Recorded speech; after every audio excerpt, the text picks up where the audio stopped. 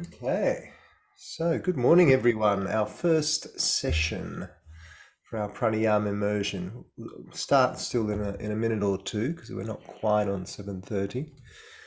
And I like to be really on time with this just because of the timing. I know people have got to get to work and yeah, so we just sort of make sure we stick to time. So if you're ever late, that's all fine. You can come in any time, but you may just miss the beginning. Although the beginning's always a bit of a chit chat, and that's what we're doing now, having a little chit chat.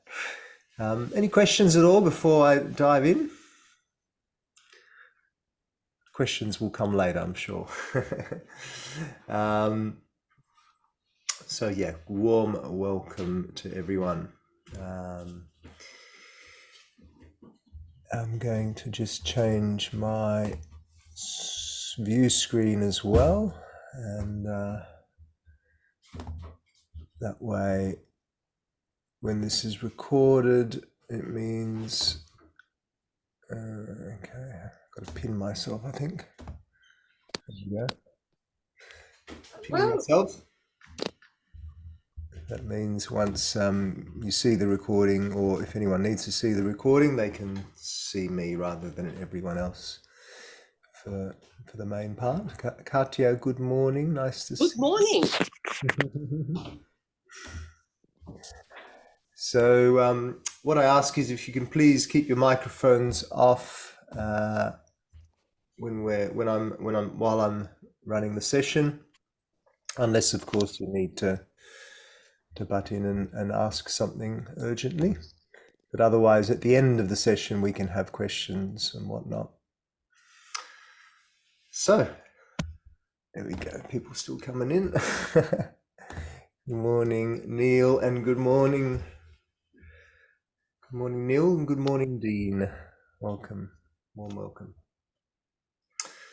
So yeah, very exciting to start this again. I've done this a few times now. It was a lockdown project, and it's a great little course. I would say, I like to say, and essentially it's me teaching you what I do each morning, and I go out and sit on my little deck and do a practice of usually between half an hour to 45 minutes of the actual pranayama techniques.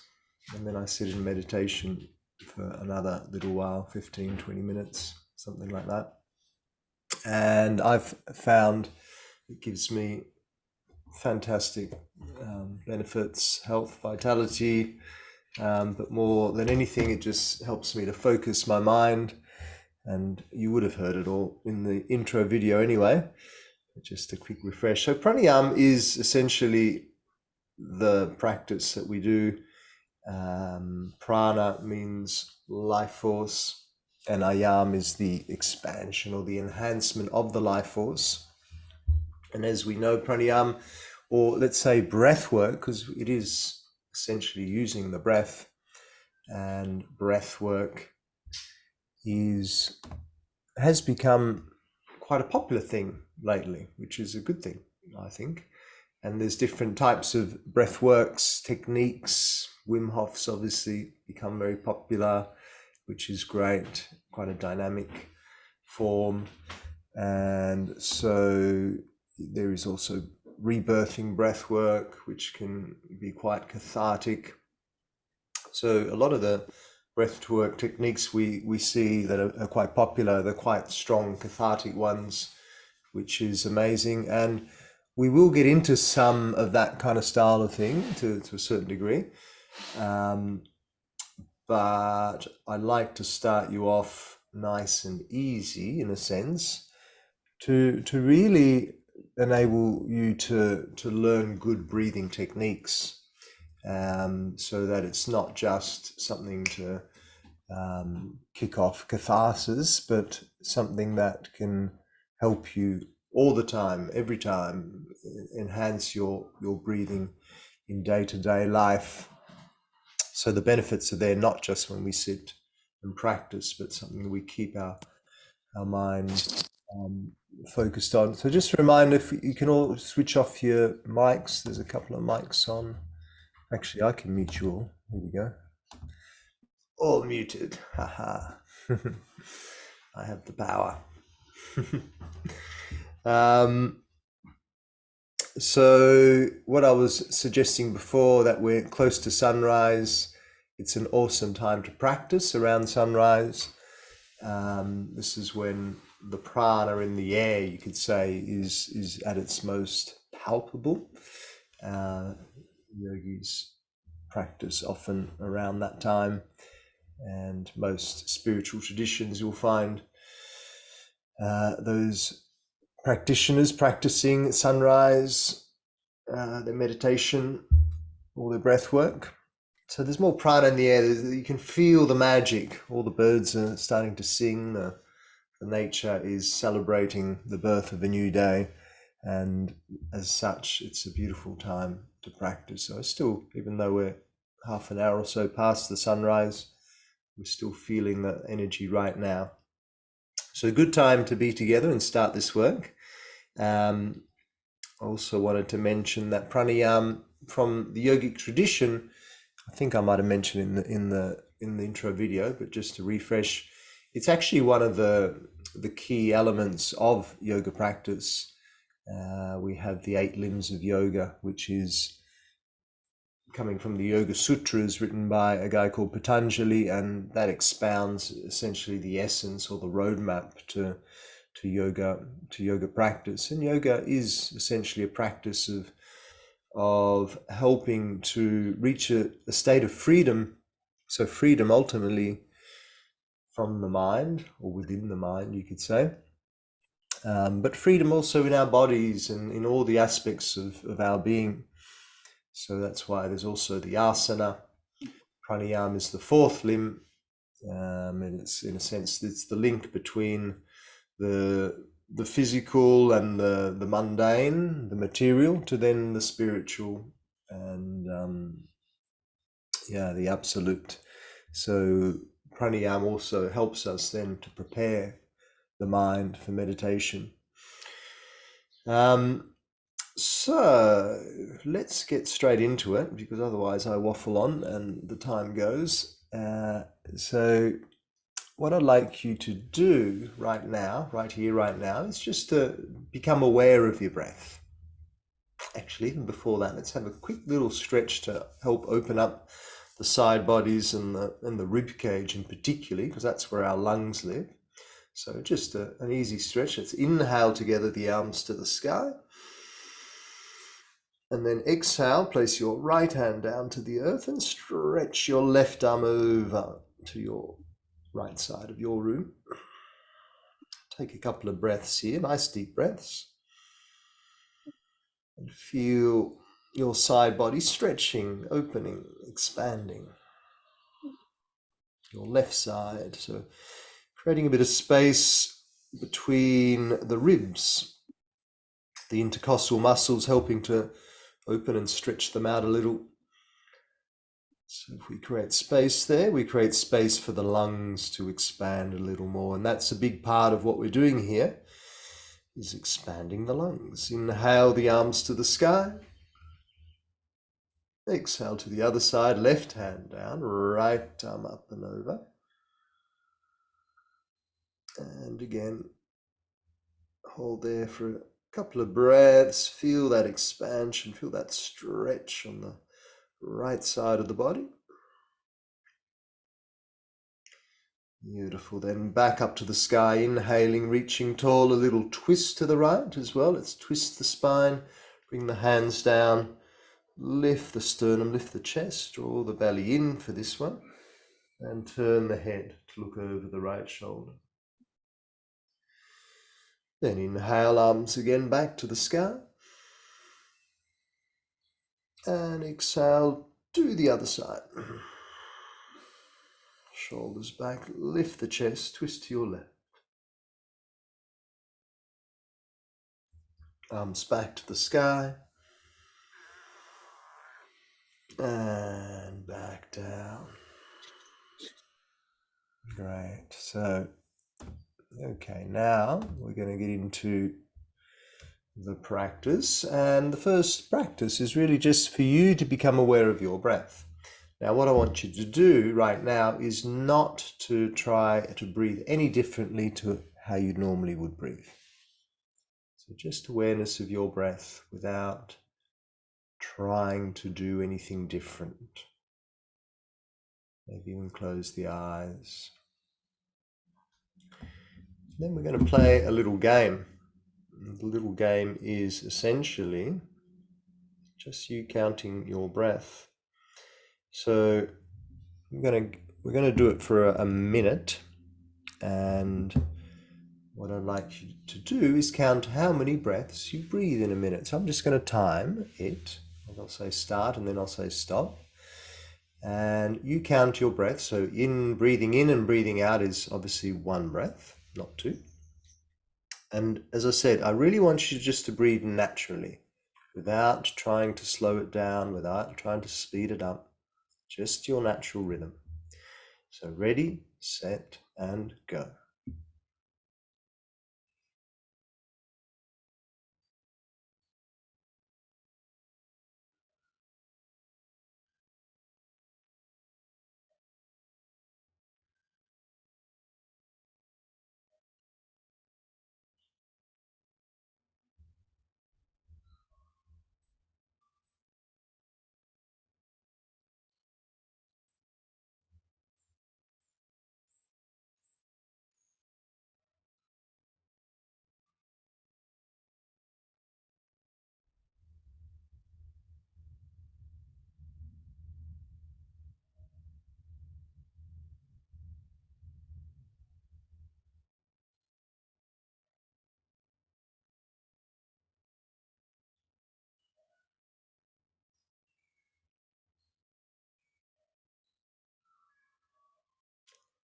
And stop.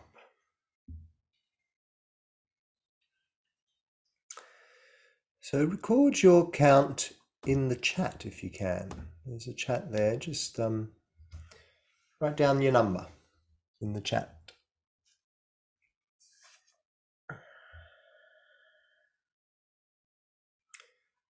Andre's got 12, David 10.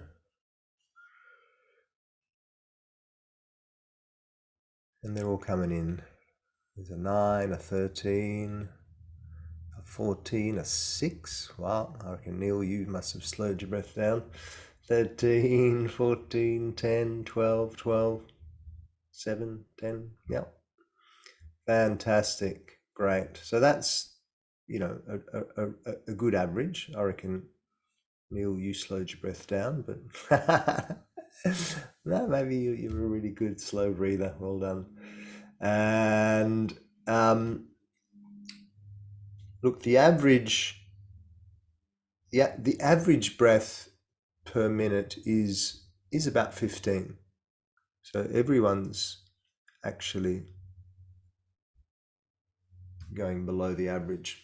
But however, disclaimer, I made you bring your awareness to it, and just by doing that, you naturally would have slowed your breath down somewhat. If you weren't thinking about it, you probably would have been breathing a little bit faster. But the average breath of 15, there's a famous quote. The yogis said that that they did not measure their life by the years they lived. Rather, they measured their life by the amount of breaths they took. And so, as such, the 15 breath per minute average would equate to around about 75 to 80 years of life. So those who breathe, let's say, 10 breaths a minute would be living, according to this theory, about 100 years. So if you're somewhere between 10 and 15, which most of you are, you'll be living, in theory, somewhere between 80 and 100, which is good. Neil probably is going to live to 120 or something like that. Good on you, Neil. Yeah, but yeah, that's just a theory. But a nice one to consider, because essentially, while working pranayama can just working the techniques can help us in the moment get nice and clear in our minds and relieve stress and all the rest. The idea is also just to, if we breathe, if we work these practices regularly, it helps to slow down the breathing rhythm as a day-to-day thing, which will then have long-term and regular benefits to the way in which we move in the world. So really, first of all, I just want you to learn the full yoga breath. This is our sort of classic pranayama, which helps us to relax, essentially. But before we move into that, just start to breathe into your belly. Just notice, if you can, maybe bring your hands to your belly. And with the full yoga breath, we break the breath down into 3 parts. But I'd like you just to start by focusing on abdominal breathing. So hands just in front of the belly. So the idea with abdominal breathing is to expand the abdomen just below, between the rib cage and the hips, that area there, the stomach area. And what we're doing is, as we inhale, we're consciously expanding the belly. As you exhale, the belly draws back in. So if we can't make, let's say, a full yoga breath our sort of go-to type of breath, in the very least, the abdominal breath is the aim as our sort of go-to breath. So nice deep breaths into the belly. Feel the belly expand as you inhale. And then feel it soften as you exhale. When we breathe into the belly, apart from the fact that you're helping to move and release any tension within the abdominal organs, but we're also expanding. When we expand the belly, we actually stretch out the vagus nerve. The vagus nerve is the nerve that connects to the autonomic nervous system. It runs down the whole front of the body, from the brain down through the neck into the belly. And we have a plexus of nerves around the solar plexus. It's called the solar plexus, not just energetically there, but also physically. There is a plexus of nerves, all connected to this autonomic nervous system, which when we expand, when we stretch those nerves, we're helping to switch on that parasympathetic side of it.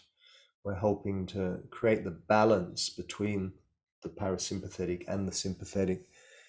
And the parasympathetic is really key for helping us relax, helping us de-stress.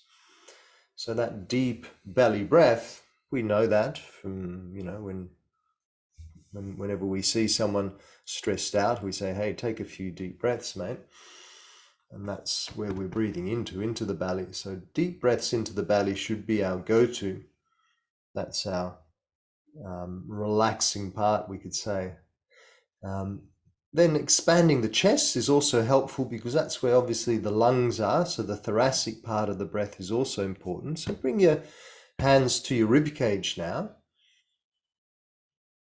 And have a sense of expanding that rib cage. So you're breathing into the actual chest now, thoracic breathing.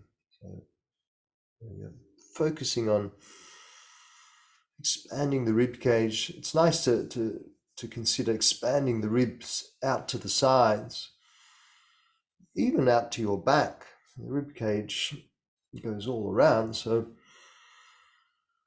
you want to see the whole rib cage expand, the lungs expanding to the maximum capacity. So that's our thoracic breath. If we're just breathing thoracically, the stress levels can go up a little. If we're breathing belly and thorax, then we've got a greater chance of deeper relaxation, deeper stress relief. And then finally, it's the clavicular part of the breath. That's where when we're breathing up here into the collarbones. Now, if we're only breathing up there, that's generally going to create more stress. And let's just try that just to see how it feels. So what I want you to do is actually bring your arms now beside the body, kind of like squeezing the rib cage in. Lift up the shoulders as well.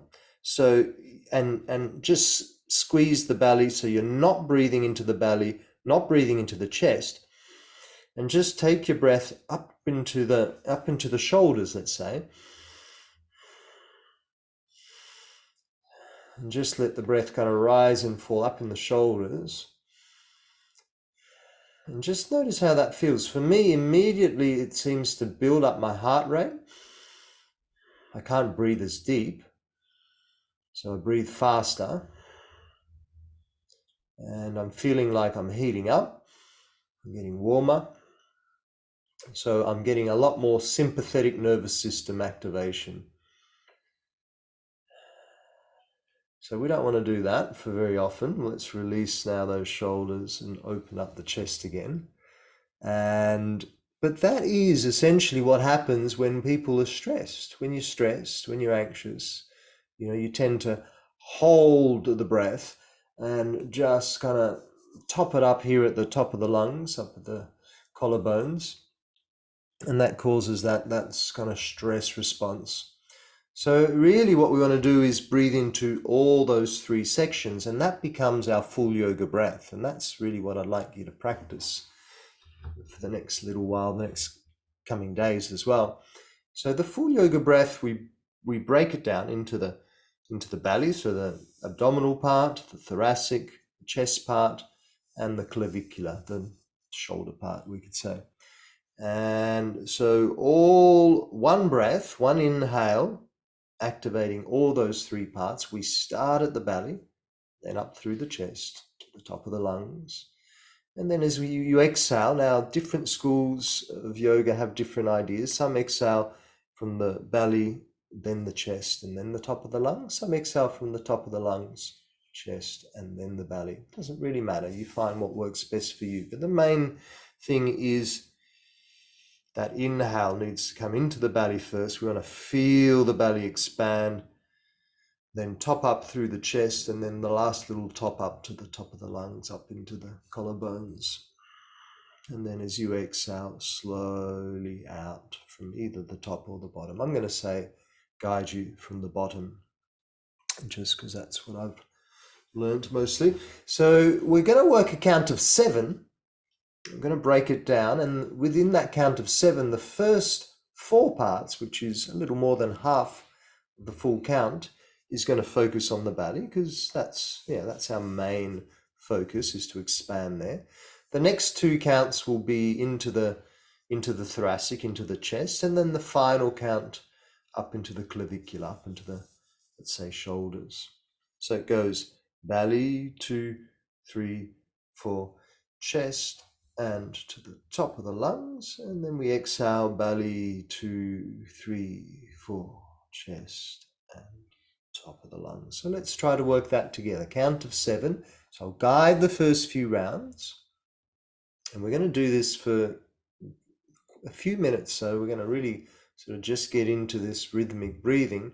I'll guide the first few rounds, but because we've all got different lung capacities, my count may not be ideal for you. You might actually benefit with a longer count, or let's say a slower count, and some of you may need a shorter count. So I'll guide the first few rounds, but then after some time, you count in your own time, and you can then slow it down or speed it up according to your lung capacity. Even though we're trying to build the lung capacity, we don't want ever these rhythms to become stressful. That defeats the purpose. So it always has to work within what feels good for you. You want to maintain a steady rhythm. It's better to have maybe a slightly faster rhythm, but it's more sustainable than something nice and slow, but you can only do it for a couple of breaths. So let's try. Releasing your current breath and breathing into your belly, 2, 3, 4, to the chest and top of the lungs. Exhale, belly, 2, 3, 4, chest and top of the lungs. Inhale, belly, 2, 3, 4, chest and top of the lungs. Exhale, belly, 2, 3, 4, chest and top of the lungs. Inhale, 1, 2, 3, 4, 5, 6, 7. Exhale, 1, 2, 3, 4, 5, 6, 7. Inhale, 1, 2, 3, 4, 5, 6, 7. Exhale, 1, 2, 3, 4, 5, 6, 7. Inhale, and keep going now in your own time. So now that you know the rhythm, keep it going in your own time.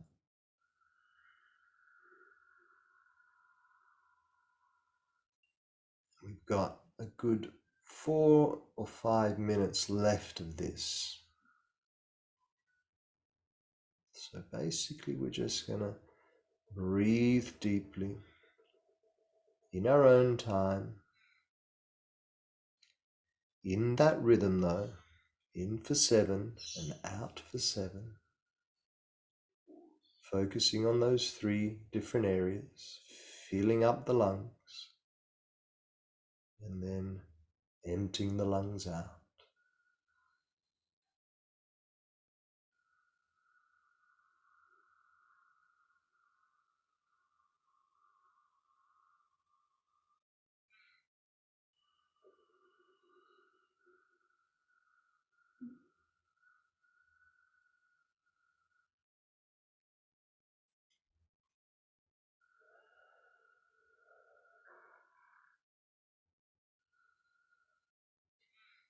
Occasionally just check in on your sitting posture, make sure you're comfortable.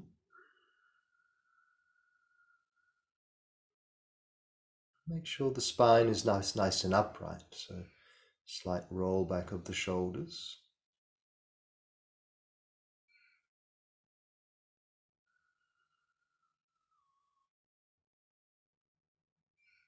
But also having a sense that the shoulders are relaxed.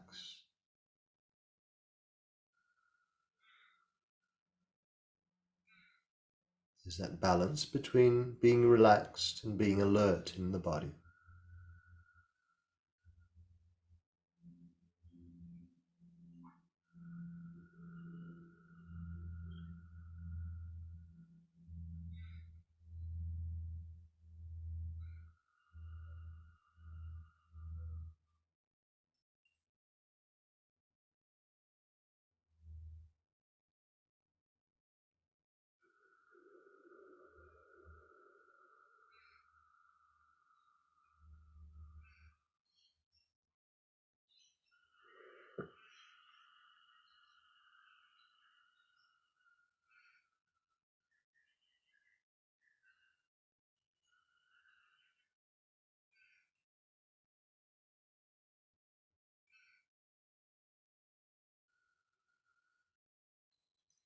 Keep going another minute or two and maybe just letting go of counting now, just knowing the technique, knowing the rhythm.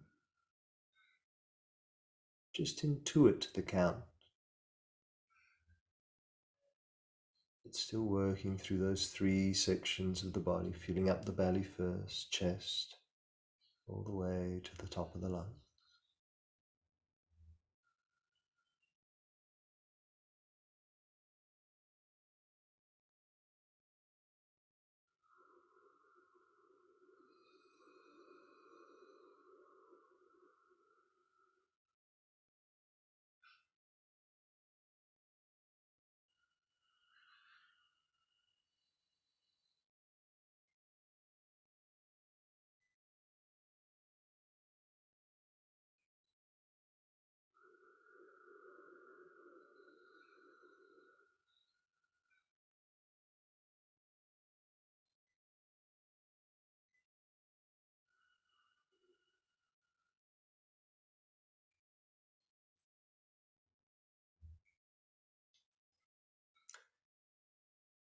And then after the next exhale, We're going to just complete that rhythm, and before you open the eyes, just notice how you feel.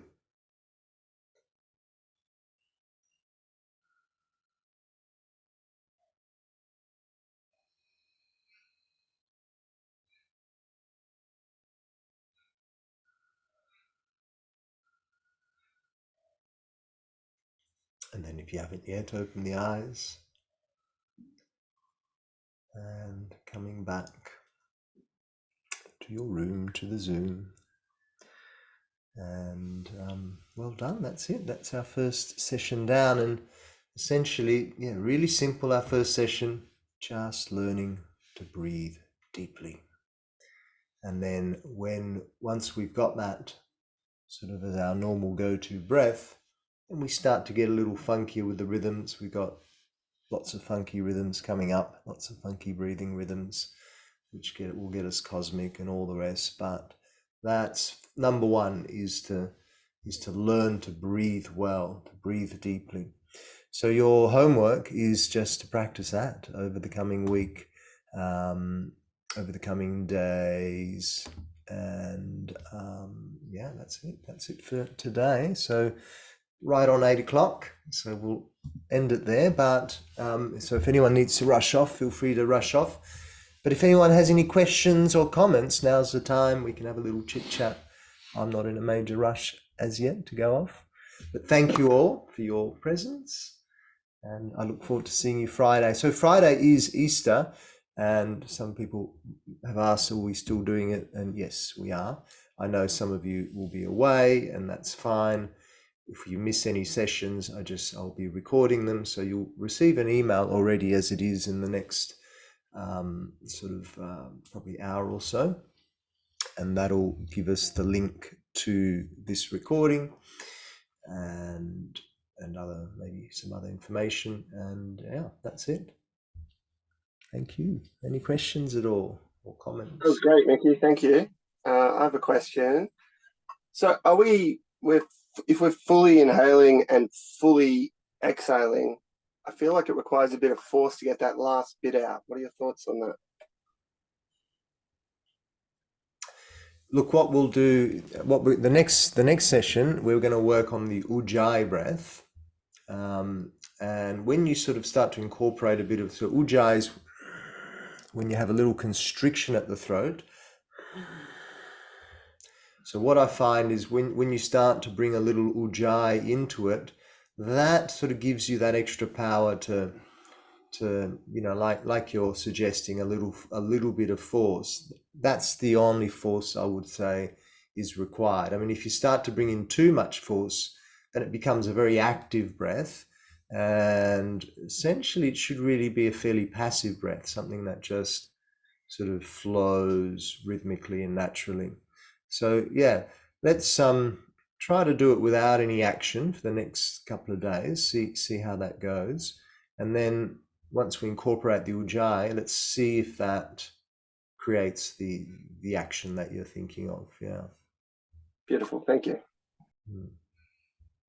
Thanks, Mickey. Thanks, everyone. Thanks, and Andre. Thanks, David. Ciao. Thanks, Mickey. That was really cool. Thanks, Neil. Take care. See you Friday. See you Friday, if not at Summer Healing. Oh, yeah, no. Wednesday, you'll see me, yeah.